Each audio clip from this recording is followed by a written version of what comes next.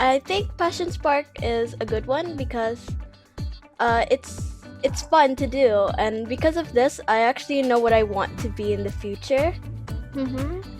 And basically, I got to know myself better from this activity. So I actually really like it. Okay, so which activity did you like the most? Like knowing your skills, or matching the profession, or maybe the bucket list? It was actually the bucket list because I get to fill out things that I want to do. I feel great. It's very interesting. It's very motivating. I can improve my future. Passion Spark is a really great and fun lesson. It makes Passion Sparks make like everybody in the future might be like better.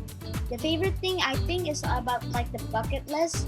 So I write down of all my things to get better. And I just love Passion Spark to make us not to be afraid about the future. Like you're ready now for the future. I Passion Spark is a great lesson.